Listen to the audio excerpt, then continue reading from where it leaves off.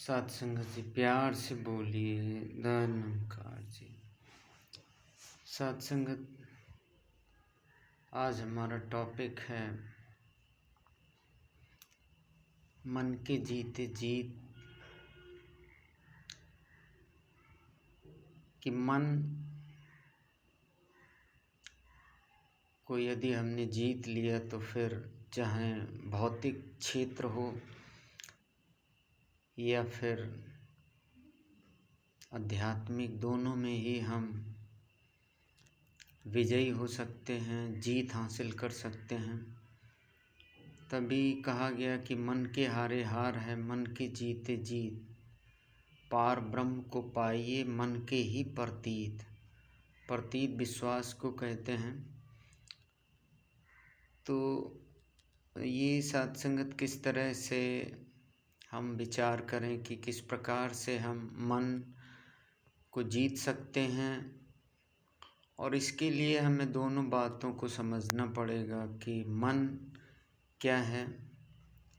तो बहुत जगह संतों ने कहा भी कि ये मन एक हमारी भाव को, एक विचार को, एक सोच को कहा गया है। और संतों ने हमें समझाया है कि मन जो सोचता है, मन में जो भाव आते हैं, तो ये सत्संगत एक कर्ता भाव के कारण इसमें विचार या सोच बनती है कि मैं कुछ कर रहा हूँ।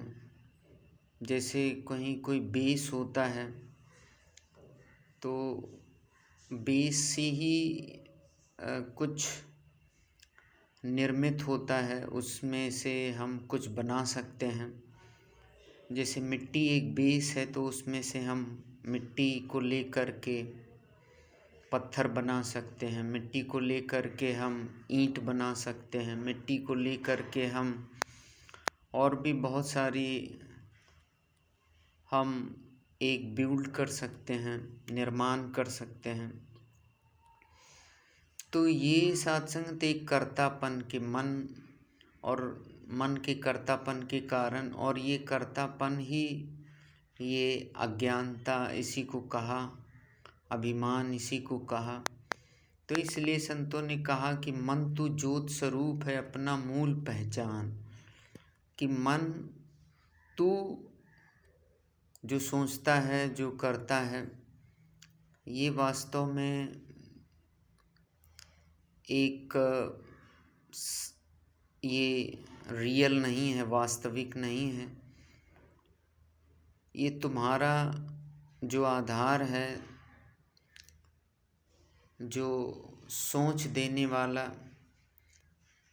तो ये एक तुम्हारा स्वरूप है। तुम्हारा जो स्वरूप है ये स्वयं ही अविनाशी है, परमात्मा का ही स्वरूप है। ये जो निराकार प्रभु है, ये परमपिता परमात्मा। तो इसलिए कहा कि मन के हारे हार है, मन के जीते जीत। कि ये मन सत्संगत जब एक अपने मूल को, अपने जो करता है इसको जान लेता है, इससे मिल जाता है, इसकी पहचान कर लेता है। अब दूसरा प्रश्न आता है कि मन अपने मूल से मिले कैसे। तो इसके लिए जो सत्संगत एक साधन बताया गया, एक जो तरीका है, वो है पूर्ण सद्गुरु, कामिल मुर्शद, जिसको कहा गुरु साक्षात परब्रह्म।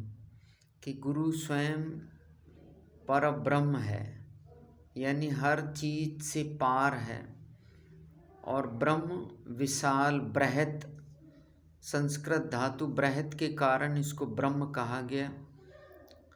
तो ये सत्संगत विशाल परमात्मा, विराट इसी को भगवान कृष्ण ने कहा। तो इसको साध संगत एक सद्गुरु से जब हम जान लेते हैं तो फिर ये एक मन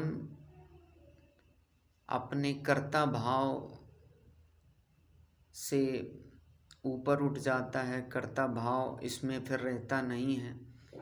और इस प्रकार से ये अभिमान ये फिर विनम्रता में बदल जाता है, विनम्र हो जाता है। एक जो डिफ्रेंसिएशन था, जो एक अलग अलग भावना थी, जो एक विखंडन था, तो इसमें साध संग इससे मुक्ति मिल जाती है। फिर सभी एक नज़र आते हैं, एक नूर से सब जग उपजया, कि फिर ये अपना ही स्वरूप यानी ये मन निर्मल हो जाता है, मल रहित हो जाता है। इसमें फिर मल का मतलब ही है द्वैत भाव, द्वितीय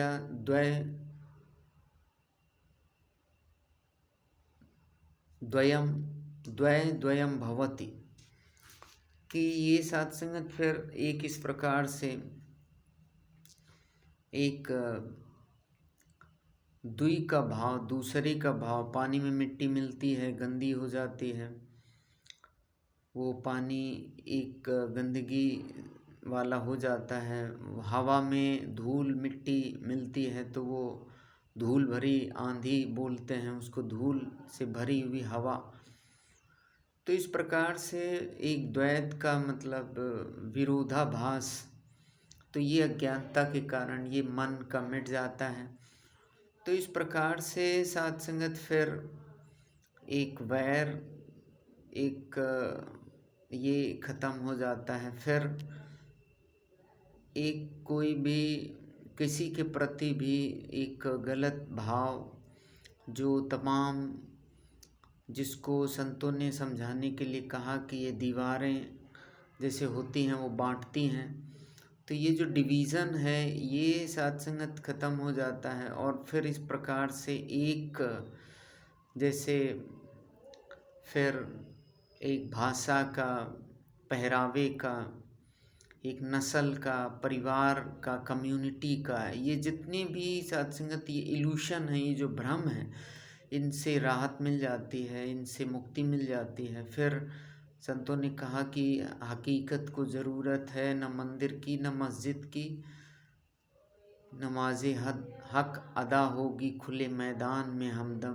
कि फिर ये हकीकत सच्चाई में स्थित हो जाता है। मन फिर एक इस परमात्मा में ही स्थित हो जाता है और फिर यही एक धर्म का रूप बन जाता है, फिर एक धारण कर लेता है, एक इस प्रकार से सेवन कर लेता है, फिर इस बात को स्वीकार कर लेता है, एक्सेप्ट कर लेता है।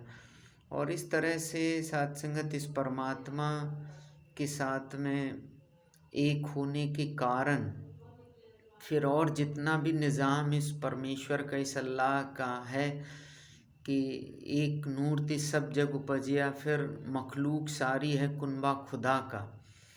तो फिर एक इस तरह से फिर इससे भी जो इस परमेश्वर की ये रचना है, तो इसके साथ भी वैर वास्ता नहीं रहता, इसके साथ भी एक प्रेम वाला भाव, अपनेपन वाला भाव ये जुड़ जाता है, व्यवहार जुड़ जाता है। तो फिर इस तरह से वाणी हमारी मधुर हो जाती है। मधुर का मतलब वाणी में कटुता, वाणी में कठोरता, वाणी में एक इस प्रकार से दुराव दुर्भाव वाला भाव नहीं झलकता है। फिर एक इस तरह से जब मधुर वाणी हो जाती है तो सबके लिए वरदान की तरह वो, जैसे तमाम जगह संतों ने कहा, चाहे वो कबीर जी की हम वाणी ले लें, ऐसी वाणी बोलिए मन का आपा खोए औरन को शीतल करे आप भी शीतल होए। चाहे वो तुलसीदास जी महाराज ने जो बात कही कि इस प्रकार से तुलसी मीठे वचन ते सुख उपजै चहुँ ओर, वशीकरण एक मंत्र है तजदे वचन कठोर। तो ये फिर एक मधुर वचन फिर हर तरफ एक हमारे जब मुख से निकलता है तो फिर प्रेम ही स्थापित, प्रेम वाला रिश्ता, और ये प्रेम का रिश्ता ही ये परमेश्वर, लव इज़ गॉड जिसे कहा। तो इस तरह से फिर ये जीत, ये फिर चाहे हमारा बिजनेस हो, चाहे फिर हमारा एक चाहे फिर एजुकेशन फील्ड है, चाहे फिर हमारा टेक्निकल है, चाहे सर्विस है हमारा, फिर किसी भी तरह से कहीं पर भी हम सोसाइटी से कनेक्ट हैं, एसोसिएट हैं, तो उन सभी से हमारा एक सहज में एक रिलेशन एक बन जाता है, एक नाता हमारा बन जाता है।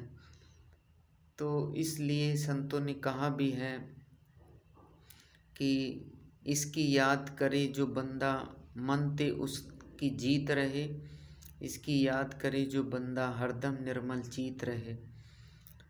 कि ये इसकी मतलब ये जो परमात्मा है, ये जो निराकार है, तो इसकी याद, इसके एहसास में, इसके प्रेम में जो रहता है, इसके साथ जो रहता है, तो फिर इस तरह से साथ संगत मन पर जीत रहती है। यानी मन में फिर एक ये विपरीत भाव नहीं रहता है, अनुकूल हो जाता है ये मन, ये परमात्मा की रज़ा में ये आ जाता है कि जो कुछ भी ये परमेश्वर कर रहा है, जो कुछ भी हुआ है, जो होने वाला है, ये फिर हर परिस्थिति में ये एक हो कर के और जीवन ये गुजारता है, बिताता है।